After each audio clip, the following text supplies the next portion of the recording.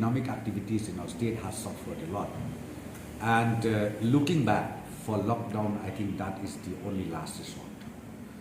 But my appeal, my request to all the concerned citizens of the state, please take care of yourself wherever you are, be it at home, be it in your workplace, or be it anywhere you are. I think you need to discipline yourself.